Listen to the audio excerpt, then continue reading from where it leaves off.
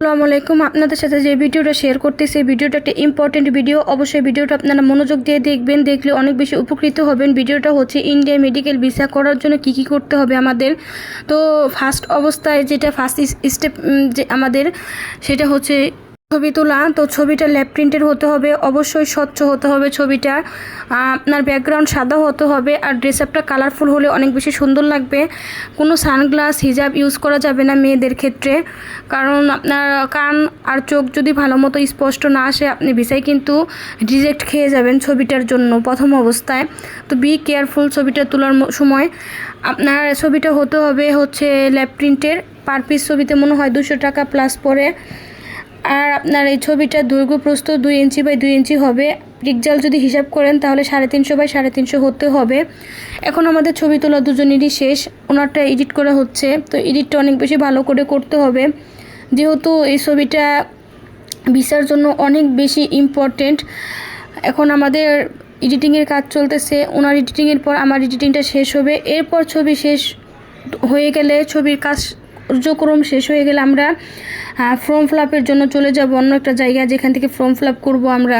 Form fill up করার জন্য যারা সরকারি চাকরিজীবী তাদের লাগবে এনওসি, এরপরে আপনার লাগবে ব্যাংক স্টেটমেন্ট, এরপরে যারা ব্যবসায়ী তাদের লাগবে হচ্ছে গিয়ে ট্রেড লাইসেন্স। আর এমনি অন্য সবার মানে সেম জিনিসই লাগবে, যেমন আইডি কার্ডের ফটোকপি লাগবে। এরপর আপনার বর্তমান ঠিকানা লাগবে, সেই ঠিকানার সাথে আপনার ম্যাচ করেই যেটা বিদ্যুৎ বিলের একটা লাগবে, কাগজ লাগবে, সে যাতে বিদ্যুৎ বিলও সেই ঠিকানাটা আপনার অ্যাড্রেসটা সেম থাকে, সেম টু সেম। এগুলো সেম না হলে কিন্তু ভিসা আপনি রিজেক্ট খেয়ে যাবেন। অনেক বেশি টাইম লাগছিল এখানে। এরপর আমি কোকাকোলার চিপস নিয়ে আসি, কারণ বসে থাকতে থাকতে একদম বোরিং হয়ে গেছি। এখন কোকাকোলাটা থেকে বাজে মন্তব্য করবেন না, কারণ এটা ইসরায়েলি পণ্য, আমার খেয়ালই ছিল না। মাথায় এত বেশি টেনশন কাজ করতেছিল, আমি খেয়েও আসি নাই। এজন্য আমি নিয়ে আসি, পর আমার মনে হয়েছিল অনেকটা খারাপও লাগছিল। এখন এই তো ভাইয়া কাজ করতেছে, আমাদের যে মেন ডকুমেন্টসগুলো লাগবে ওগুলো তো তাদের কাছে নিয়ে এসে দিচ্ছি। এখন সেই ফর্মগুলো ফিল আপ করতেছে খুবই নিখুঁতভাবে, যেহেতু ফর্ম ফিল আপের জন্য আমাদের ভিসাটা নষ্ট হয়ে যাইতে পারে, রিজেক্ট খাইতে পারে। আর তখন কিন্তু অনেক টাকা একটা অ্যামাউন্ট বড় ধরনের লস খেয়ে যাবেন। তো কি আর করার, এই তোমরা বাসায় চলে আসলাম। এখন রান্নাও করতে হবে, যেহেতু আমি মেয়ে মানুষ, বাসায় একা থাকি, আমারই রান্না করতে হবে। 8টার মতো বেজে গেছিল রাত, এত ক্লান্ত শরীর। তারপর আমি রান্না চলই দেব। ফ্রিজ থেকে মাংসটা বের করি, প্রথম পাতিলে যে মাংসটা রাখা এত বেশি ভালো, এরকম মাংস ছোটোবেলায় খাইছি, অনেক দিন পর আবার সেই মাংসটা দেখলাম। কারণ এখনকার গরুদের ফিট খাওয়ানো হয়, মাংসগুলো অতটা দেখতেও ভালো থাকে না, খাইতেও ভালো লাগে না।